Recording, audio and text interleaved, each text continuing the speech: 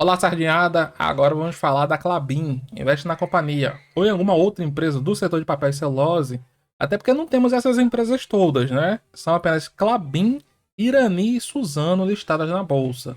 Se investe em alguma dessas companhias, deixa abaixo no seu comentário como é que tá a situação e o que você aguarda aí nas cenas dos próximos capítulos. Vou olhar com vocês nesse vídeo as principais informações atualizadas da Klabin. Vamos começando com o que é que ela faz da vida. Como já disse, ela é uma empresa do setor de papel e celulose, conta com 22 unidades Fabris aqui no Brasil e uma na Argentina. Ela tem um papel de destaque na exportação e produção de papéis, já que aqui no Brasil ela é a maior produtora e exportadora de papéis para embalagens do país e líder na produção de embalagens de papel. Ela é a única companhia do mercado brasileiro a oferecer soluções em celulose de fibra curta, fibra longa e celulose fluffy. E líder dos mercados de embalagem de papel ondulado e sacos industriais. Então, se você quer uma companhia que atua aqui com um produto que pode ser usado em diversos outros produtos, em várias atividades distintas, pronto, é o caso aqui de dar uma olhadinha com atenção a mais na Klabin. Em relação aos seus principais acionistas, a Klabin ó, tem os seguintes acionistas: Monteiro Aranha, que é uma holding que é listada na bolsa, inclusive, detendo aqui o total de 5,4% dos papéis da Klabin. A Kikini Black, 19%. Boni, 5,5%. A BlackRock, gigante global, detém aqui na Klabin, ó, 4,4%.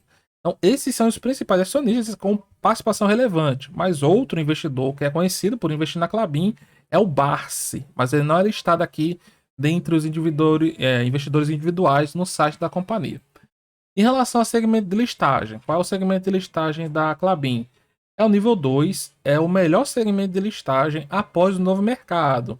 Só que a diferença básica é que no nível 2 são permitidos outros ativos além das ações ordinárias. Então, a Klabin tem ações preferenciais e unities, que são pacotes de ações ordinárias e preferenciais. Qual a diferença desses papéis? Basicamente vai ser o free float, a quantidade de negociação por dia. No momento que eu estou gravando, o Klabin 11 negocia por dia mais ou menos 144 milhões de reais. Klabin 4, preferencial 11 milhões e a ordinária 2 milhões e 800 mil reais. Independente da liquidez aqui, apesar da liquidez da Klabin 3 ser muito menor que a preferencial, que por sua vez é muito menor do que a Unity, todos os ativos aqui têm liquidez boa, certo? Em relação à solidez, a Klabin é uma empresa sólida? Sim, é uma empresa sólida. Agora, é uma empresa que dá lucros recorrentes? Não, não é lucros recorrentes, certo? Então, vou chamar a atenção aqui para os principais indicadores da Klabin. A empresa, entre os anos de 2019 e 2021, patrimônio líquido subiu lá de 6 bilhões e meio, deu uma queda forte em 2020 para 4 bilhões e 400 milhões e agora em 2021 terminou com 7 bilhões de reais em patrimônio líquido, que é a diferença entre os ativos e os passivos. Mas a receita subiu bastante, saiu lá em 2019 de 10 bilhões para 16 bilhões e meio. E o EBITDA, que é o resultado operacional, quase dobrando, saindo de 3 bilhões e 600 milhões e aqui em 2021 chegando a 6 bilhões e meio. Agora, lucro, ela tem os seus altos e baixos, já que ela é muito impactada pelo dólar, variação do dólar.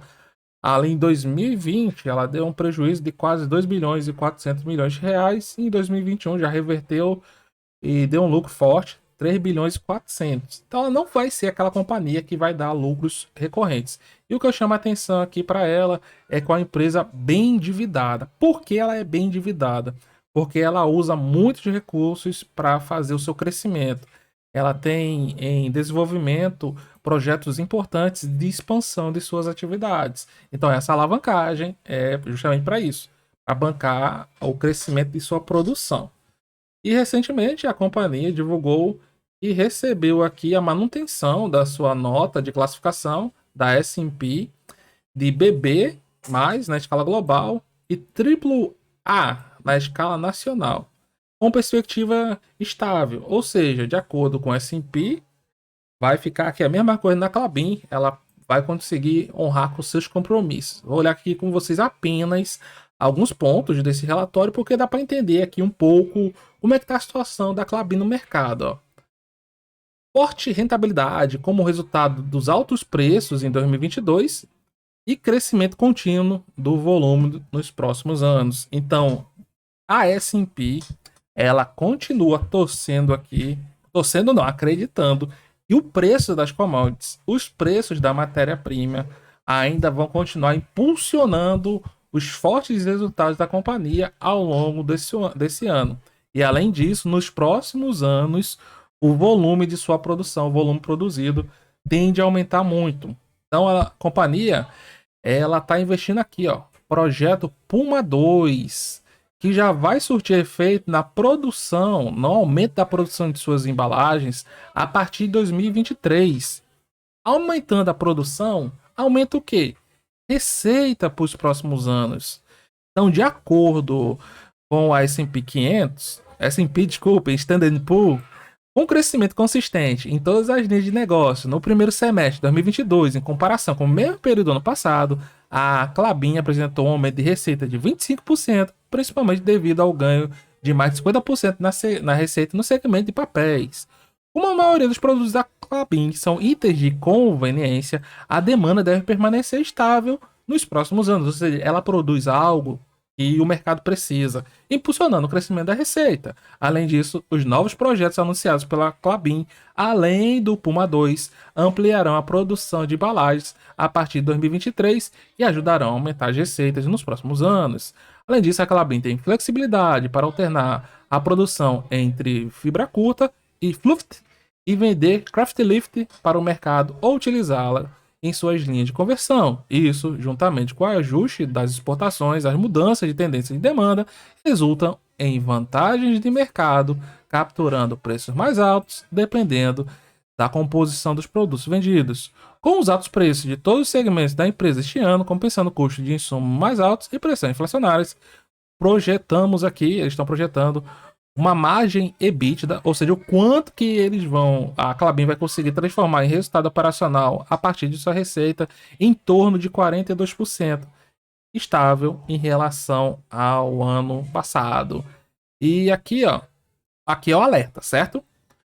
O alto investimento da companhia está pressionando o fluxo de caixa da empresa. Então, como eu mostrei lá, um dos pontos negativos aqui da Klabin é justamente o seu alto valor utilizado para crescer. Projetamos CAPEX, investimentos de cerca de 5 bilhões e 400 milhões em 2022 e 4 bilhões e 800 milhões em 2023. E deve ser alocado principalmente para aumentar o fundo de produção da fase 2 do projeto Puma 2 e os projetos Horizontes e Figueira, anunciados no início desse ano. A Klabin financiará esses investimentos principalmente com a atual posição e geração interna de caixa, além de outras linhas de crédito, no valor de 700 milhões de dólares, possivelmente em 2023. O investimento significativo em 2022 limitará o fluxo de caixa livre, mas à medida que os investimentos diminuírem gradualmente, o fluxo de caixa livre deve aumentar aqui aproximadamente 1 bilhão e 200 milhões de reais em 2023 e saltar para 4 bilhões em 2024 após a conclusão desses projetos. Qual é a questão? O que eles estão dizendo aqui? Olha, esses investimentos necessários, eles vão impactar o caixa da companhia em 2022 e 2023 já vai impactar menos, mas a partir de 2024, com a diminuição dos investimentos e o início da entrada de produção das novas unidades produtivas, o caixa da companhia deve aumentar significativamente, de 1 bilhão e 200 milhões em 2023 para 4 bilhões em 2024. Então lembrar, a Klabin é uma empresa de crescimento, certo? E aqui eu trago para vocês alguns dados atualizados. Patrimônio líquido da companhia, quase 8 bilhões de reais. Dívida bruta, quase 28 bilhões. Tem caixa, mais de 7 bilhões. E uma dívida líquida de 20 bilhões de reais. Valor de mercado da companhia, por volta de 21 bilhões. E free float aqui, nos 63%. Informações importantes na parte aqui de EBITDA. EBITDA dos últimos 12 meses, que é o resultado operacional, né? Resultado operacional crescendo 20%, 7 bilhões 760 milhões de reais, e a receita dos últimos 12 meses atingindo 18 bilhões e 400 bilhões. 400 milhões de reais. Nada mal, não tem do que reclamar aqui. Em relação à remuneração dos acionistas não, desculpem, dos controladores, né, da companhia. Aí, e controladores, posição da Klabin aqui, meus amigos, passei batido. Ó, conselho, diretoria estatutária, 4 membros, 57 milhões de reais. Conselho de administração, 14 membros. Remuneração, 14 milhões e meio. Conselho fiscal, 5 membros, 2 milhões de reais. Então a diretoria da Klabin vai receber nesse ano 73 milhões de reais, levando em consideração aqui prolabore, benefícios, bônus. E em relação à Klabin, os números são muito parecidos. Margem bruta de ambas nos 28%. A Suzano tem uma margem líquida, que é o quanto que ela consegue transformar aqui em lucro, um pouco maior do que a Klabin. Margem líquida está aqui em 27% e Klabin 21%. E a alavancagem atualmente, dívida líquida sobre o EBITDA, a Klabin está um pouco mais alavancada. A alavancagem da Klabin está lá por volta dos 2,6 vezes, enquanto que a Suzano está 2,25. Então vejo que a Klabin ela já está muito menos alavancada do que ela estava alguns anos atrás. O ROI das companhias é muito parecido, 49. E ROIC vai ter uma ligeira vantagem também para a Suzano, 16,4 contra 13,75 aqui da Klabin. Em relação às ações, não muda muita coisa não para as units. Dividend yield muito parecido, por volta de 7,3, 7,4, PL 5,3 para Klabin e Suzano 5,2, P sobre VP 2,6 para Klabin e 2,55 para Suzano. Então aqui você escolher uma ou outra vai depender muito aqui do que você espera para ambas, mas as duas são muito parecidas.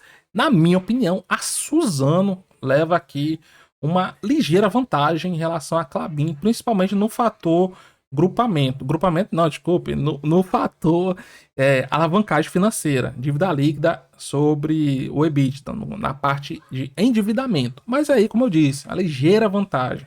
Ambas são empresas grandes e que tendem a dar uma excelente rentabilidade para os seus acionistas no longo prazo.